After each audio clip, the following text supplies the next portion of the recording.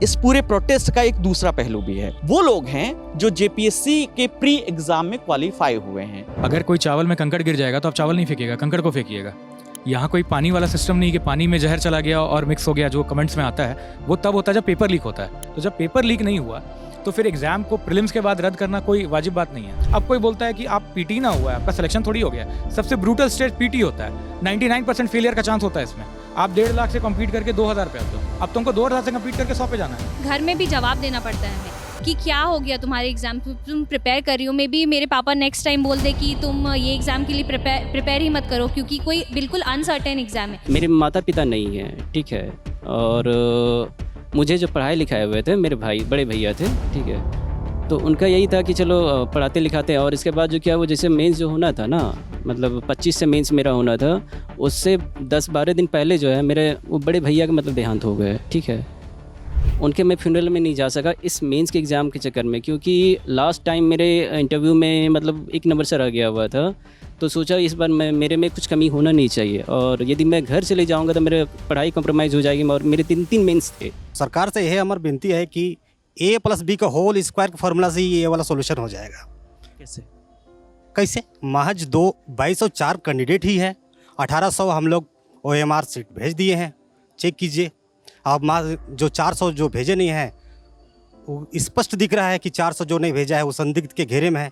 यदि हम लोग अगर हमारी ज़रूरत पड़ जाता तो जहाँ बोल तहाँ चल जाओ। हमारे दिसंबर में शादी सेट रहो, हमारा बार हमारा शादी कैंसिल हुआ था। शादियों ने ऐसे मर जाएंगे। आप लोग तो बड़ा इंसान है, प्रधानमंत्री आप लोग बन गए, हम लोग क्या कर सकते हैं। और अभी दोनों पीटी मैंने क्लियर किया है। मैंने लड़की भी देखा देखी हो गया कि दिसंबर में शादी हो जाएगा, अब लड़की वाला भी रिफ्यूज मर दिया, अब तो शादी नहीं करेगी वो भी। यह बात सत्य है कि कुछ जेन्युइन लोगों का हुआ है, लेकिन अगर अभी एक स्टेप कदम अगर लिया जाए तो पूरे झारखंड के भविष्य की बात होगी। कल होकर ना कोई सेटिंग करवाएगा ना सेटिंग करेगा कोई। ये डर बैठाना बहुत जरूरी है, पूरी इंडस्ट्री की कमर तोड़नी बहुत जरूरी है। झारखंड की राजधानी रांची में स्टूडेंट्स का एक प्रोटेस्ट चल रहा है। उस प्रोटेस्ट को 21 दिन हो चुके हैं और हंगर स्ट्राइक पर बैठे हुए स्टूडेंट्स को 12 दिन से ज़्यादा हो चुके हैं।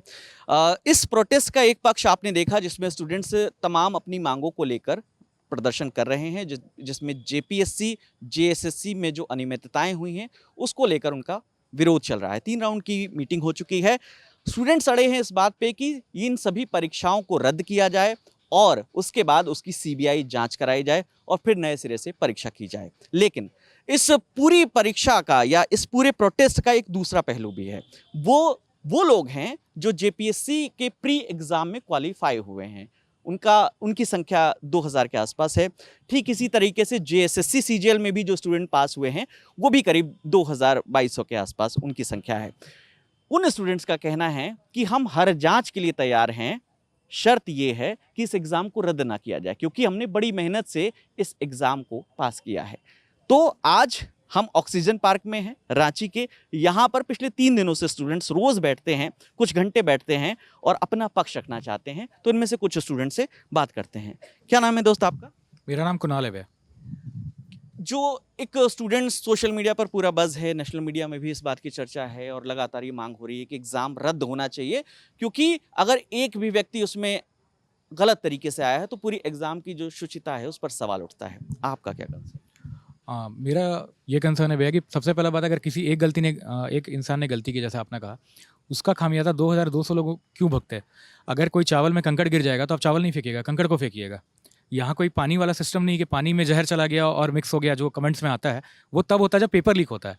झारखंड में जेपीएससी की जब एग्ज़ाम हुई इस साल तो कोई पेपर लीक का इशू नहीं था। 19 अप्रैल को हम लोग एग्ज़ाम देते हैं, 2 जुलाई को रिजल्ट आता है। इन बिटवीन ना कोई पेपर लीक का चर्चा हुआ, ना कोई आवेदन दिया गया, ना कोई एफआईआर है, ना कोई इन्वेस्टिगेशन है पेपर लीक पे। तो जब पेपर लीक नहीं हुआ तो फिर एग्ज़ाम को प्रीलिम्स के बाद रद्द करना कोई वाजिब बात नहीं है। रहा बात टैंपरिंग का, OMR टैंपरिंग के रिलेटेड एक इशू है, उस पर CID अपना इन्वेस्टिगेशन स्टार्ट करती है। इन्वेस्टिगेशन के बाद वो ये बताती है कि हाँ, एक पेपर जो OMR का लीक हुआ है उसको हम लोग अरेस्ट कर चुके हैं। ऐसा 3-4 लोग हैं जिसका OMR टैंपरिंग का अभी तक जो हमको पता है कि CID ने बताया कि OMR टैंपरिंग में 3-4 लोग पकड़ाए हैं। बाकी फाइनेंशियल ट्रेल्स किसी का, कोई किसी से पैसा ले लिया, स्कैम ले लिया, वो बात हमको नहीं पता। तो सपोज अब 4 या 5 लोग हैं, मैं कह रहा हूँ 40 लोग हैं। 40 लोग अगर कोई बेईमान है तो उसके लिए आप 2200 लोगों को पनिश नहीं कर सकते, 98% लोगों को पनिश नहीं कर सकते, वो भी उस एग्जाम में जो सिविल सर्विसेज का एग्जाम है। जेपीएससी का सिलेबस को विकास दिव्यकृति जो दृष्टि वाले सर हैं उन्होंने कहा था कि वो आईएएस से भी बड़ा सिलेबस है। आईएएस का सिलेबस जेपीएससी से छोटा होता है, वो उन्होंने कहा। और उस सिलेबस को हम लोग कंप्लीट करके 2 साल 3 साल में एक बार एग्जाम होता है, उसको क्रैक करके आते हैं। 1,18,000 बच्चों ने एग्जाम दिया था, उसमें टॉप 500 में आना, टॉप 600 में आना, 99% चांसेस था फेल होने का। वहाँ अगर हम लोग मेहनत से पास होकर आते हैं तो हम लोग तो ये चाहेंगे कि आप एग्जाम रद्द ना करो। फिर लोग बोलेगा कि नहीं इन्वेस्टिगेशन चल रहा है तो एग्जाम क्यों नहीं रद्द होगा। हम लोग इन्वेस्टिगेशन का स्वागत करते हैं। अक्यूज़ हम लोग हैं, OMR हम लोगों से मांगा गया है। जो 2200 लोग पास किए हैं उनसे OMR मांगा गया है। हम लोग सबने CID को भेज दिया और पेपर्स के माध्यम से ये पता चला कि 1800 लोगों ने लगभग भेज दिया। अब बचे 400 लोग। अब 400 लोगों को, क्योंकि मैंडेशन नहीं है OMR रखना, तो आप ये नहीं कह सकते वो 400 वो जो हैं वो गड़बड़ करके आए। मैंडेशन नहीं, किसी का फट गया कुछ हुआ, या सबका सब चोर हो सकते हैं, मुझे नहीं पता। अब वो CID फाइंड आउट करेगी उसमें से कि भाई तुम लोग का 400 का OMR क्यों नहीं आया, समन करेगी, उनको बुलाएगी, बताया जाएगा। फिर वो क्या करेगी, फिल्टर करेगी कि भाई ये ठीक है, ये ठीक है, ये ठीक है। सपोज उसमें से पकड़ाता है 10 लोग, 50 लोग। आप क्या कर सकते हैं कि उस 50 लोगों को इस सिस्टम से बाहर कर दीजिए। मकसद होना चाहिए चोरों को पकड़ना, मकसद ये नहीं होना चाहिए कि जो इनोसेंट है उसको विक्टिमाइज कर देना। हम लोग तो इनोसेंट है, आप रद्द करिएगा तो हम लोग तो उसमें से पिस जाएंगे। आप क्या कर सकते हैं कि 4 लोगों या 40 लोगों को बाहर कर दे जो भी पकड़ाएगा, और कट ऑफ को थोड़ा नीचे करके जो 40 लोगों के साथ अन्याय हुआ एक्चुअल में, सब तो पास नहीं कर सकते थे, उनको आप फिर से अंदर करके और रिवाइज रिजल्ट दे सकते हैं। रिजल्ट को आप कैंसिल कर सकते हैं, ये प्रावधान है। रिवाइज रिजल्ट दे सकते हैं, ये बहुत बार हुआ है, हर एग्जाम्स में होता है, उसमें कोई दिक्कत नहीं है। पूरा प्रोसेस को वापस करना ये सॉल्यूशन नहीं है। सपोज करिए सर कि अगले बार फिर से एक एग्जाम होता है, 14 JPSC रिपीट हो जाती है और उसमें एक टाइपिंग एरर हो जाए रिजल्ट निकालते समय, या एक किसी अंदर के बंदे ने ही कुछ गड़बड़ कर दिया, उसके चलते तो आप फिर से सारे मेरिटोरियस स्टूडेंट को बोलोगे कि हटा देते हैं प्रोसेस से। अब कोई बोलता है कि आप PT ना हुआ है, आपका सिलेक्शन थोड़ी हो गया। सबसे ब्रूटल स्टेज PT होता है, 99% फेलियर का चांस होता है इसमें। आप 1.5 लाख से कम्पीट करके 2000 पे आते हो, अब तुमको 2000 से कम्पीट करके 100 पे जाना है। तो ये कॉम्पिटिशन टफ है या PT का टफ है? तो हम तो सबसे ज़्यादा PT पे ही डरेंगे कि भाई हमको नेक्स्ट टाइम, मेरा पिछला बार PT नहीं निकला, उसके पिछले बार निकल गया, मेंस दिए हुए थे। इनका पिछले बार PT नहीं निकला, उनका इस बार PT हो गया। पिछले बार जो इंटरव्यू दिए थे उनका इस बार PT नहीं हुआ। तो ये तो बहुत अनसर्टन फेज है। उस फेज पे आप ये नहीं बोल सकते कि आप अगले बार देते हैं। और हम क्यों दे उस एग्जाम को जो हम पास किए, मेरा नेचुरल जस्टिस है। हम जिस एग्जाम को पास करके हमको आप मेंस में फेल कर दीजिए, इंटरव्यू में फेल करेंगे वो मेरी गलती है, फिर पढ़ाई करेंगे, लेकिन हम पास करके आए तो दोबारा क्यों दे। मेरा बस इतना ही है कहना कि रद्द करना सोल्यूशन नहीं है।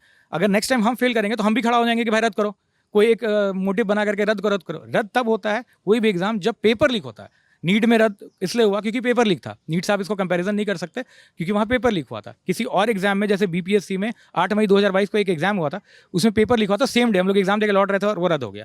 1 महीना बाद फिर से PT हुआ, कोई दिक्कत नहीं हुआ, किसी बच्चे ने कोई विरोध नहीं किया, क्योंकि वहाँ एक प्लेटफॉर्म बना रहता है कि सारे बच्चे एक लेवल पे हैं, अभी भी किसी का रिजल्ट नहीं आया। अब प्लेटफॉर्म चेंज हो गया, अब हम एक स्टेप ऊपर आ गए, हम मेंस देने वाले थे, हम लाखों में छट के आए, तो हमको आप दोबारा खींच रहे तो रीजन बताइएगा। एक साथ भीड़ के दबाव में आकर के आप PT रद्द नहीं कर सकते, आप एग्जाम रद्द नहीं कर सकते, आप रिजल्ट रद्द कर सकते हैं। हम लोग उसका समर्थन करते हैं। ठीक है, तो दोनों तरफ छात्र ही हैं। एक तरफ प्रोटेस्ट कर रहे हैं, हंगर स्ट्राइक पर हैं, दूसरी तरफ पढ़ाई करके और जो क्वालिफाई करके एग्जाम को वो स्टूडेंट बैठे हैं। आपका क्या नाम है? मेरा नाम नीरज हुआ।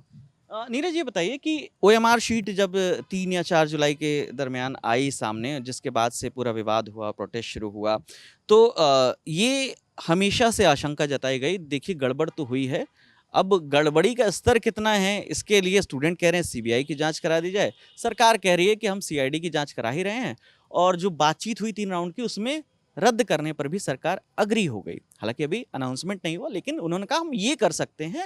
हालांकि उनकी मांग JSSC CGL को भी रद्द कराने की है। सर मेरा यहाँ पे कहना ये है कि जैसे हम लोग का जो मेंस था, अब मेरा चूँकि हम पहले बताना ये चाहेंगे कि जो रेगुलर का प्रीलिम्स रिजल्ट हुआ और दो मेरा बैकलॉग था, तो मेरा तीनों में रिजल्ट है। मेरे सामने 3 मेंस था। अब सोचिए कि ये JPSC इतना अनसर्टेन एग्जाम है कि हर साल होता भी नहीं है। 2-3 साल में शायद कभी आपको एक मेंस में बैठने का मौका मिले, वो भी इस साल में कितने 7 या 8 हुए ना? हाँ, कुल मिलाकर लगभग 7-8 हुए हैं, अगर एग्जैक्ट आप जोड़िएगा तो। हम ये बताना चाहेंगे कि आप समझिए कि मेरे सामने 3 मेंस था लगातार, 25 से 27 जुलाई, फिर 1 अगस्त से 3 अगस्त, फिर उधर 8 से 8, 9, 10 अगस्त। अब समझिए कि जो 3-4 साल में आपको एक मेंस में बैठने का मौका मिलता है, उसमें भी तब जब आप प्रीलिम्स क्वालिफाई कीजिएगा। और मेरे सामने 3 मेंस था। अचानक से स्थगन का नोटिस आता है तो मेरे लिए तो शॉकिंग था, क्योंकि मेरे घर से आपको बता रहे हैं कि हम लोग मिडिल क्लास फैमिली, और मेरे लिए लास्ट मौका था, मतलब एक तरह से घर से मतलब मिला हुआ था कि भाई तुमको 6 महीने का मोहलत दिया जा रहा है, 6 महीने के अंदर तुमको अगर JPSC करना है तो करो, नहीं तो फिर दूसरा कुछ सोचो। क्योंकि मैंने पिछले बार 2 बार JPSC का मेंस दे चुका हूँ, मैंने BPSC का भी मेंस दिया है। तो मेरे साथ और ऐसे बहुत लोग हैं, फिजिकली डिजेबल्ड लोग हैं, महिलाएं हैं, तो समय समय का भी अभाव रहता है, आर्थिक तंगी है, मानसिक प्रताड़ना होता है। ठीक है, तो हम यही कहना चाहेंगे कि हम लोग को जब ये पता चला कि स्थगन का नोटिस हुआ तो फिर भी हम लोग लगा ठीक है कुछ दिन बाद सही मेंस होगा, लेकिन अचानक से ऐसा एक माहौल तैयार होता है कि जो जांच एजेंसी CID सरकार इन्वेस्टिगेट करने लगती है। इन्वेस्टिगेशन के दौरान 5 अगस्त का डेट दिया जाता है, उसके बाद उसको एक्सटेंड किया जाता है 7 अगस्त तक। हम लोग OMR तो बहुत पहले भेज चुके होते हैं, तो 7 अगस्त के बाद अचानक से जो आप बोले कि वार्ता जो उन लोग के बीच में हो रही थी, तो अचानक से भाई एक दिन में ऐसा क्या हो गया कि सरकार ये निर्णय लेने पे आतुर हो गई कि भाई हम प्रीलिम्स, जो तीनों प्रीलिम्स हुआ रिजल्ट, उसको रद्द करते हैं। क्यों भाई? क्योंकि उसका कोई बेसिक, कोई सॉलिड कंक्रीट एविडेंस तो है नहीं, अभी तो जांच ही चल रही थी। 7 अगस्त तक जब हम लोग OMR प्रस्तुत किए, हम लोग तो इस बात को लेकर आश्वस्त थे। सरकार जो स्टेप उठाई थी, CID के जरिए अनुसंधान कर रही थी, हम लोग इस बात को लेकर आश्वस्त थे कि सरकार जांच कर रही है, जांच पूरा कंप्लीट होगा, उसके बाद कोई डिसीजन लेगी। तो हम ये समझते हैं कि कहा जाता है कि लोकतंत्र में भीड़ तंत्र की इजाज़त नहीं है।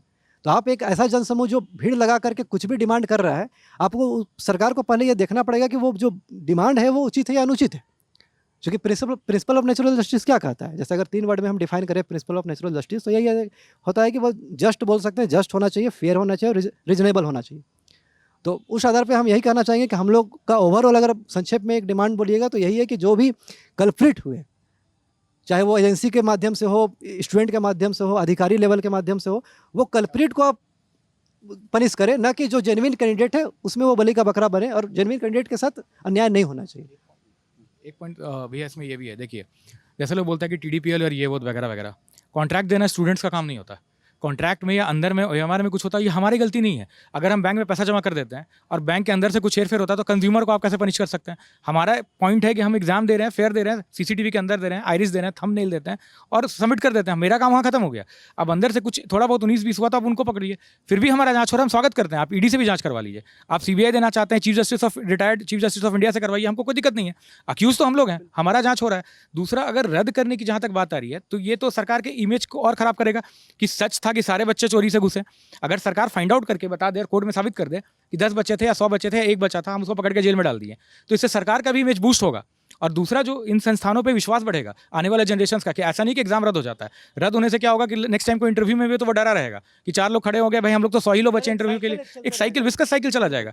उल्टा हमेशा किसी भी चीज़ का कंक्लूजन ये निकलता है कि हम चोर को पकड़ के अंदर डालें, ना कि हम पूरा का पूरा उस संस्थान से ही विश्वास हटा दें। हर तरह से कोऑपरेट कर रहे हैं शुरू से लेकर। एक चीज़ हम इसमें जोड़ना चाहेंगे कि जैसे वो बूथ रैगिंग होता है, कहीं बूथ रैगिंग होता है या बूथ में कुछ गड़बड़ी हो गई, तो आप तो पूरा विधानसभा का चुनाव रद्द नहीं करते, आप तो रिपोलिंग करवाते हैं ना। जहाँ पे कुछ गड़बड़ी हुई उसको, त्रुटि को फाइंड आउट करते हैं, उसके बाद नेक्स्ट स्टेप उठाते हैं। तो ऐसा नहीं होना चाहिए कि मतलब कहीं कुछ गड़बड़ी, क्योंकि ये इंटरनल गड़बड़ी है।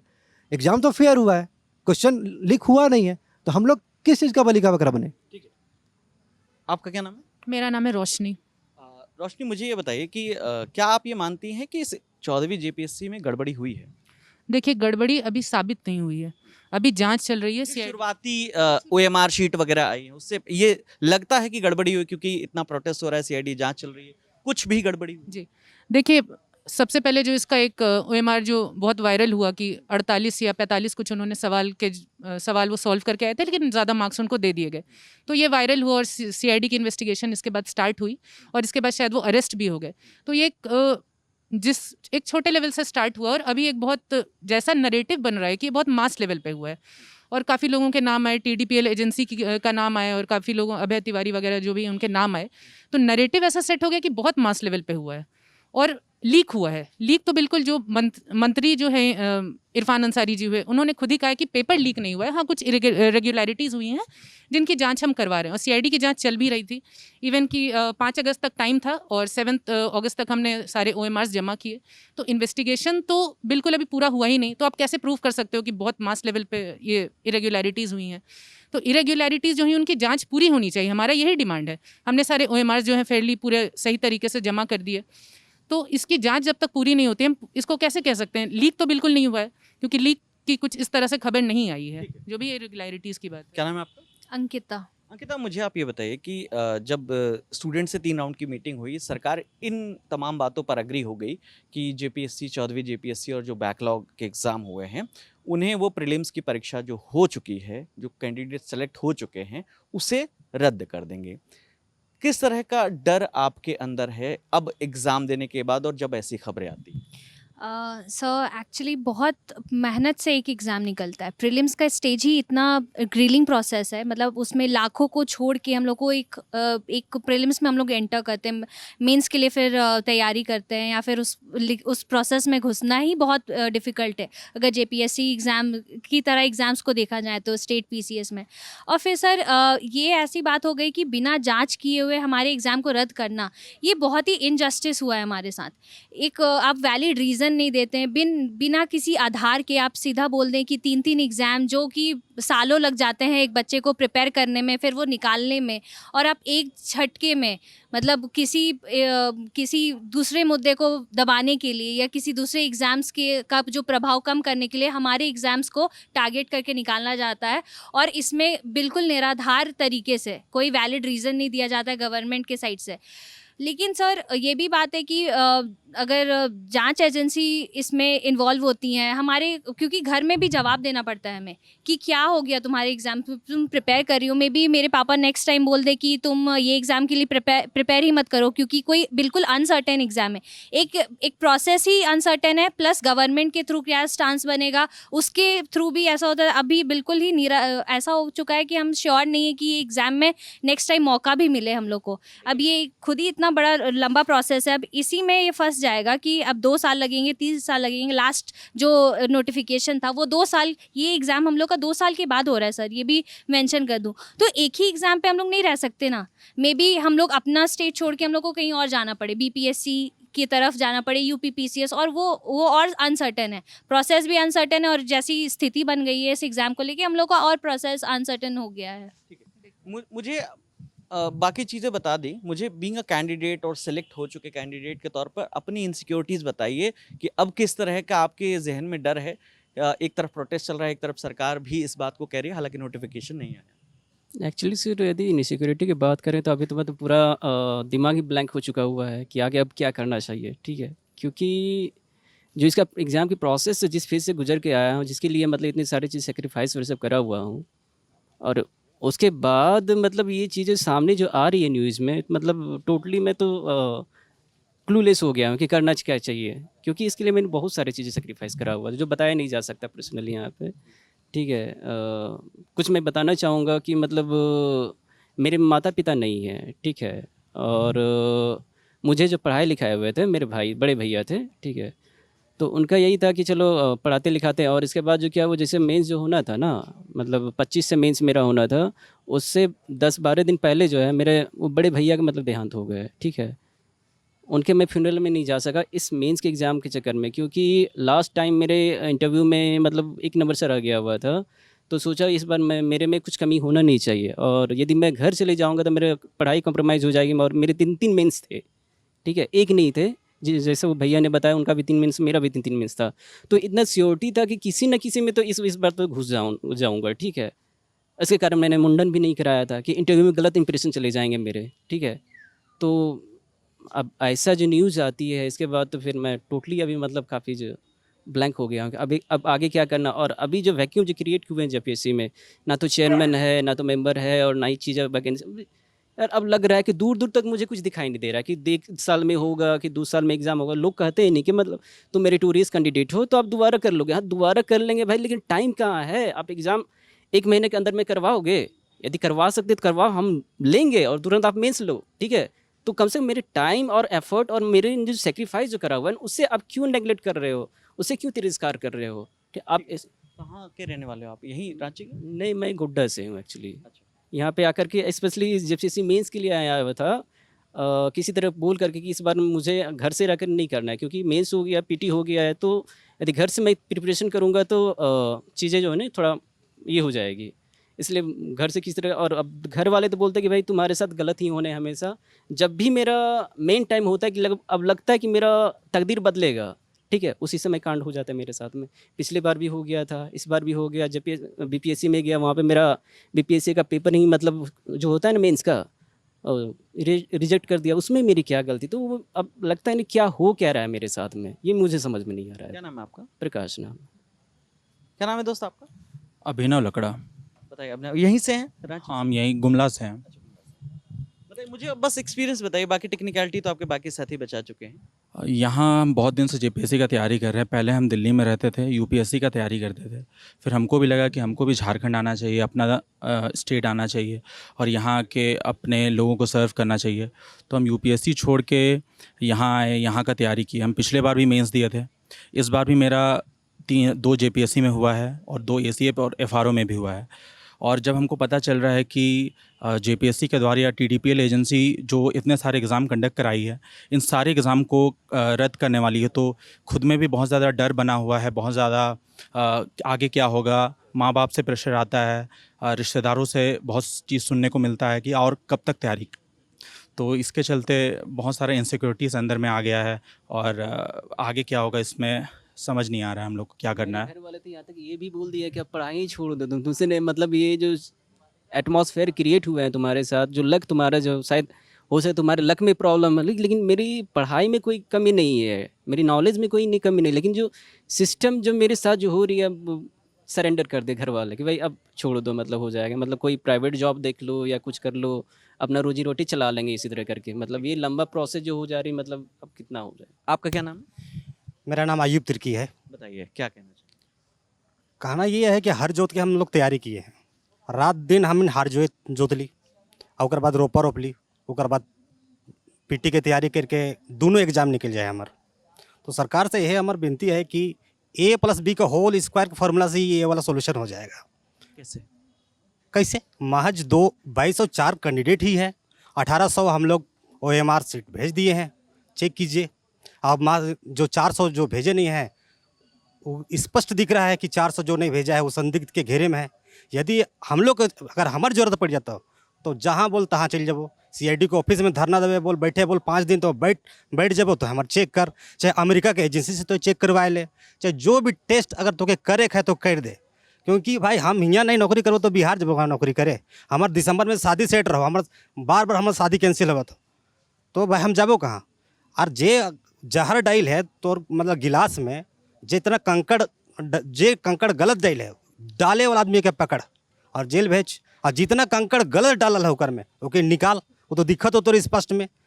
तो ये सिंपल सी बात है कि भैया आपके पास जब अंतरिक्ष में जाने के, अब 21वीं सदी है, अंतरिक्ष में जाने वाले हैं 2047 2047 में हम लोग विकसित राष्ट्र बनने जा रहे हैं। हाँ, 70 में हम नेट जीरो करने जा रहे हैं। ये कौन सा बड़ी मामला है? ये तो हमारा गांव के मेरा काका मेरा ठीक कर देगा, मामला हल कर देगा। तो इसीलिए सरकार से यही गुजारिश है कि अभी ये कैबिनेट रिव्यू कीजिए, जुडिशियल रिव्यू मत कीजिए, कैबिनेट रिव्यू कीजिए, देखिए क्या है नहीं क्या है। भाई हमें भाई पढ़े लिखे वाला आदमी कहाँ जाइए, तो भाई हमें को तो आप न्याय दीजिए हम लोग से। भाई सरकार से यही गुजारिश है, प्रधानमंत्री से और सब हाई कोर्ट से, सुप्रीम कोर्ट से यही भी गुजारिश है। भाई मामला बहुत बड़ा नहीं है, क्योंकि हम लोग 21वीं सदी के हाईटेक ज़माना में जी रहे हैं। आप फाइंड आउट कीजिए और दोषियों को सजा दीजिए। और बार बार हम कितना तैयारी कर रहे हैं, हम लोग की एज भी नहीं है, हम लोग क्या कर सकते हैं? पढ़ ही सकते हैं। सिलेबस आप बनाते हैं, एजेंसी आप सिलेक्ट करते हैं, हम लोग क्या कर सकते हैं? हम लोग तो पढ़ ही सकते हैं, रात दिन पढ़ रहे हैं। माँ बूढ़ी हो गई, बाप को उग्रवादी लोग मार के दोनों हाड़ मांस तोड़ दिया है, दोनों कमर का बोल्ब लगाए हुए हैं। माँ डेली पूछती है बेटा शादी कर लो तब पढ़ना। माँ तो बोले हम किसी हालत में शादी नहीं करें जब तक ये जॉब नहीं करेंगे। ये मेरे साथ बाउंडेशन है।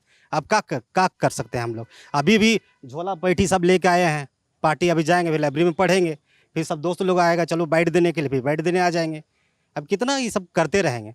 अब बाल समय भी पेंट ऊंट करके आते हैं हम लोग, बाल उल सब पक रहा है, शादियों ने ऐसे मर जाएंगे। आप लोग तो बड़ा बड़ा इंसान है, प्रधानमंत्री आप लोग बन गए, हम लोग क्या कर सकते हैं? हम लोग चाहते हैं कि जो हर जोत रहे हैं उसको ट्रैक्टर खरीद के जोतवाएंगे खेत को, उसके बाद APMC में हम अपना अनाज बेचेंगे, ये सोच रहे हैं। तो यही है मेरा सरकार से गुजारिश सर, विश्वास भी है कि हमारी बात सरकार तक पहुंचेगी। कौन कौन से एग्जाम आपने दिए हैं जिसमें सफलता नहीं मिल? 6 JPSC में सफलता नहीं, इंटरव्यू से वापस आ गए। 7 JPSC में इंटरव्यू से वापस आए। 11वां JPSC में इतना खराबी हुआ कि मेंस ही क्लियर नहीं हुआ, तो मैंने केस कर दिया 405/2025 LPA। मेरा अभी उसमें डेट ही नहीं लग रहा है, तो अभी हेयरिंग पोजीशन पहुंचा ही नहीं है। और अभी दोनों PT मैंने क्लियर किया है। मैंने लड़की भी देखा देखी हो गया कि दिसंबर में शादी हो जाएगा, तो अब लड़की वाला भी रिफ्यूज मर दिया, अब तो शादी नहीं करेगी वो भी। तो ये सब मामला है। सब एग्जाम मैं जितना 6 से दे रहा हूँ सब में मैं क्वालिफाई करते जा रहा हूँ। कितनी हो गई एज आपकी? 37।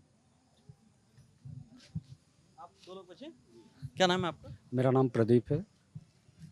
कितने एग्जाम दिए आपने अभी तक? मैंने ये जेपीएससी का जेपीएससी मैंने छठा दिया, सातवां दिया, 11वां दिया और ये 14वीं है।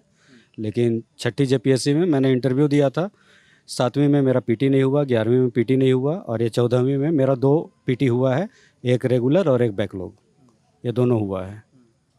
और 15वीं जेपीएससी भविष्य में होती है और अगर इसमें चीज़ें सही नहीं बैठती है तो क्या उसके लिए एज क्राइटेरिया बचा हुआ है अभी?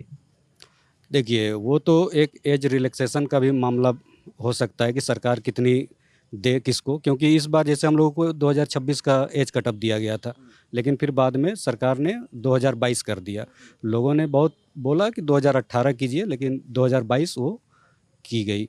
तो अगर 15वीं आती है तो हमें पता नहीं कि वो 2026 होगा, 2027 होगा या क्या होगा।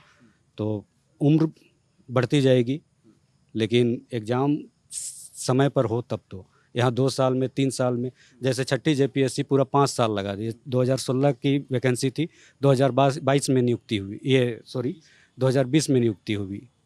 तो जब 5 वर्ष एक परीक्षा में लग जाती है तो हमारी उम्र तो बढ़ती ही चली जाती है ना, तो हम लोग दे नहीं पाते हैं। अब आगे अगर 15वीं की बात है, तुम दे पाएंगे नहीं दे पाएंगे ये तो कह पाना बहुत मुश्किल है, क्योंकि हमारी उम्र बढ़ती जाएगी और एग्ज़ाम कब होगा हमें नहीं मालूम। क्या नाम है दोस्त आपका? सर मेरा मुकेश कुमार नाम कितनी उम्र है आपकी? सर मेरी तो अभी 26.5 के आसपास है। ठीक है, कितने अटेम्प्ट किए आपने अभी जेपीएससी में? ये मेरा दूसरा अटैम्प्ट था। इससे पहले 11 to 13 जेपीएससी में मेरा मेंस मतलब पीटी हुआ था, बट मेंस नहीं हो पाया था, 13 नंबर के कारण रह गया था।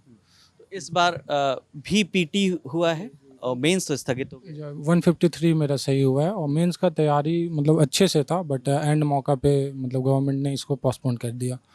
तो मेरा सर गवर्नमेंट से यही कहना है, मतलब कि गवर्नमेंट मतलब 1-2 पॉइंट बताना चाहूँगा कि गवर्नमेंट इसको कैंसिल क्यों ना करे, क्योंकि इसमें तो पेपर लीक, जैसे भैया लोग ने बताया कि पेपर लीक हुआ नहीं है। और इसमें जैसे एक Vanshika Yadav versus union of India supreme court का 2024 में ये जजमेंट आया है कि अगर पेपर लीक नहीं होता है और एग्ज़ाम के प्रोसीजर में कहीं पेपर लीक का बात नहीं है, और अगर ये मतलब गवर्नमेंट या जो भी एग्जामिनेशन एजेंसीज जो कराती है वो अगर सेग्रीगेट कर पा रही है कि कौन लीगल तरीके से आए और कौन इलीगल तरीके से आए, तो पूरा एग्ज़ाम का प्रोसीजर रद्द करना सही नहीं है। तो इसीलिए, और ये जो झारखंड गवर्नमेंट है उसके पास इन्वेस्टिगेटिंग एजेंसीज है बहुत सारे, जो वो मतलब जज कर सकती है कि कौन लीगल तरीके से आए कौन इलीगल तरीके से आए। हम लोग जितने भी हैं हम लोग अपने लेवल, हर स्टेज पे अपने लेवल से फुल्ली कोऑपरेट करने के लिए रेडी हैं। और बात रहा OMR में टेम्परिंग हुआ है बाद में, तो ये चीज़ बहुत अच्छे से आइडेंटिफाई किया जा सकता है। अभी तो इतना टेक्नोलॉजी एडवांस हो चुका है कि हम लोग कार्बन डेटिंग से इस रॉक का एज निकाल सकते हैं, फॉसिल्स का एज निकाल सकते हैं। तो कौन सा OMR को बाद में टेम्पर किया गया ये तो बहुत आसानी से निकाल सकते हैं। तो हम लोग का यही सरकार से अनुरोध है कि एग्ज़ाम को रद्द ना किया जाए, और हम लोग को अगर मतलब कुछ गड़बड़ी हुआ है जिसके कारण जो जेन्युइन कैंडिडेट है वो पीछे रह गए हैं, तो जब एग्ज़ाम जो रिज़ल्ट है वो रिवाइज्ड होगी तो जो जेन्युइन कैंडिडेट है वो वापस आ जाएंगे, जो इलीगल वाले हैं वो बाहर जाएंगे। तो इनसे उन लोगों का भी जस्टिस होगा, उन लोगों के साथ भी, और हम लोग को भी जस्टिस मिलेगा। क्या हुआ, आप कुछ कहना चाह रही हैं? जी, मैं ये कहना चाहती हूँ कि बहुत सारे प्रॉब्लम्स हम फेस कर रहे हैं। बीइंग अ गर्ल हमारे अलग चैलेंजेस होते हैं, हमको एक टाइम लिमिट दिया जाता है। जैसे मैं प्रिपेयर कर रही हूँ काफ़ी टाइम से, मैंने यूपीएससी के एग्ज़ाम्स दिए, CGPSC दिया, अभी लास्ट टाइम मैंने जेपीएससी का इंटरव्यू दिया था, पास नहीं कर पाई। तो घर से मुझे काफ़ी प्रेशर है कि आप या तो शादी करो या फिर आप इसको छोड़ के कुछ सिंपल सा आप कर सकते हो तो करो, अब इस पर टाइम नहीं लगाना है आपको, क्योंकि ये कितना टाइम लेगा ये साइकिल कंप्लीट होने में ये सर्टेन नहीं है। तो मेरे अलावा मेरे पेरेंट्स तो फिर भी सपोर्ट कर रहे हैं। बहुत सारी गर्ल्स जिनसे मैं कांटेक्ट में हूँ, जो हमारे ग्रुप में हैं, जो यहाँ आ नहीं पाई हैं, उनका ये कहना है कि हम इतने डिप्रेशन में चले गए कि ये कब कंप्लीट होगा। प्री हमने पास कर लिया, अगर ये एग्ज़ाम कैंसिल हो जाता है फिर कब होगा एग्ज़ाम, ये कुछ पता नहीं। पेरेंट्स से लगातार कॉल्स आ रहे हैं मैरिज के लिए, चाहे कुछ और करो, इसको छोड़ दो। अब हम कैसे इसको छोड़ दें? इतने जब हमने घंटे मेहनत किए तो कैसे हम इसको टैकल करें? बिल्कुल एक डिप्रेशन वाली टेंडेंसी आ गई है हमें। तो गर्ल्स के लिए एक अलग चैलेंज है, इसलिए हम ये आपके जो चैनल है उसके थ्रू हम एक रिक्वेस्ट करना चाहते हैं CM से और जितने भी मिनिस्टर्स हैं कि हमारा जो टाइम है और एफर्ट्स है उसको प्लीज़ आप कंसिडर कीजिए कि गर्ल्स का जो प्रॉब्लम मैं बता नहीं सकती, मैं आपको वर्ड्स नहीं है मेरे पास बताने के लिए कितनी गर्ल्स जो हैं कितनी दुखी हैं, किस तरह के कॉल्स वो करती हैं मुझे कि दीदी सुसाइड जैसा लग रहा है, हम क्या करें। पेरेंट्स बिल्कुल मानने को ही तैयार नहीं है। हाँ, 6 महीने का टाइम मांगा था, आज देखिए आज 1 साल होने को आ रहा है, 2 साल होने को आ रहा है, नोटिफिकेशन में इतना टाइम लगता है। तो इसीलिए मैं चाहती हूँ कि सरकार हमारी बात को सुने और कैंसिल न करके रिवाइज रिजल्ट लाए, जिससे हमारा टाइम भी बचेगा एंड एफर्ट्स भी बचेंगे। तो आपने ये पक्ष सुना, ये पक्ष है जेपीएससी में जिन एस्पिरेंट ने एग्ज़ाम क्रैक किया और पीटी का एग्ज़ाम पास किया है। अब चूंकि ये वीडियो अधूरा लगेगा, भले थोड़ा सा बड़ा हो, हम इसमें वो पक्ष भी रखेंगे जिसमें उन स्टूडेंट से भी हम बात करेंगे जो इस बात की पैरवी कर रहे हैं कि इन सभी एग्ज़ाम को रद्द हो जाना चाहिए। आपने सेलेक्टेड कैंडिडेट्स का पक्ष सुना, जो बच्चे जेपीएससी का प्री एग्ज़ाम देकर पास हुए हैं, उनकी आपने कहानी सुनी। अब जो स्टूडेंट्स उस एग्ज़ाम को रद्द कराने की मांग कर रहे हैं, यानी जो स्टूडेंट्स प्रोटेस्ट कर रहे हैं, उनका भी पक्ष सुनिए। जो प्रोटेस्ट को लीड कर रहे हैं उनमें से एक प्रमुख चेहरा पीयूष हमारे साथ मौजूद है। पीयूष, हमने अभी कुछ स्टूडेंट से बात की जिन लोगों ने एग्ज़ाम पास किया। उनका कहना है कि जो लोग सिस्टम में गड़बड़ तरीके से आए हैं, धांधली से आए हैं, उनको बाहर किया जाए। पूरी परीक्षा को रद्द करना कोई ऑप्शन नहीं, क्योंकि हमारी इतनी मेहनत है। उन लोगों से आप लोगों ने एक सवाल अगर किया होता तो जवाब वही से मिल जाता कि क्या 11 to 13 जेपीएससी रद्द करना चाहिए। जो 14 प्री के रद्द होने का विरोध कर रहे हैं, वो 11 to 13 को रद्द करने का मांग कर रहे हैं। नहीं, उन्होंने तो किसी भी, जो लोग बैकलॉग दिए थे और जो लोग 14वीं जेपीएससी दिए थे, हाँ, वो जो प्रीलिम्स का रद्द नहीं करने का बात बोल रहे हैं कि रिजल्ट आना चाहिए, वे वही लोग हैं जो 11 to 13 जेपीएससी के फाइनल रिजल्ट को रद्द करने की मांग कर रहे हैं। ये सवाल आप उनसे पूछते तो बेहतर जवाब देते वो, क्योंकि धांधली बहुत बड़े पैमाने पे हुई है। यह बात सत्य है कि कुछ जेन्युइन लोगों का हुआ है, लेकिन अगर अभी एक स्टेप कदम अगर लिया जाए तो पूरे झारखंड के भविष्य की बात होगी। कल होकर ना कोई सेटिंग करवाएगा ना सेटिंग करेगा कोई। ये डर बैठाना बहुत ज़रूरी है। इस पूरी इंडस्ट्री की कमर तोड़नी बहुत ज़रूरी है। एक बार हम छात्रों को सेक्रीफाइस करना होगा, और हम आपको यहाँ बहुत सारे छात्रों को मिलवा देंगे जो न सिर्फ प्रीलिम्स क्वालिफाई हैं, बल्कि एसीएफ एफआरओ का मेंस भी क्वालिफाई हैं। मैं आपको मैसेज दिखा दूंगा, अननोन छात्र का मैसेज है कि मैं एसीएफ का मेंस क्वालिफाई हूँ, लेकिन इसको रद्द करवाइए। एक बार सेक्रीफाइस हम लोगों को करना होगा। और मैंने कहा ना कि जो प्रीलिम्स रद्द करने के विरोध कर रहे हैं, आप उनसे बस एक सवाल काउंटर कीजिए कि क्या 11 to 13 जेपीएससी रद्द होना चाहिए। वो बोलेंगे कि रद्द होना चाहिए। तो छोटा सा अपना जो है सेक्रीफाइस एक बार सभी झारखंडियों को करना होगा, अगर व्यवस्था सुधारनी है तो। आपने कहानी के दोनों पहलू सुने। एक वो पक्ष है जो जेपीएससी 14वीं जेपीएससी का प्री देकर पास हुए हैं, और दूसरा पक्ष जो स्टूडेंट्स प्रोटेस्ट कर रहे हैं, जो ये इस बात को कह रहे हैं कि इस एग्ज़ाम को रद्द किया जाए। आपकी क्या राय है, कमेंट करके बताइए। कैमरे के पीछे मेरे साथी हेमराज हैं, मेरा नाम विकास वर्मा है। आप ललन टॉप देखते रहिए। शुक्रिया।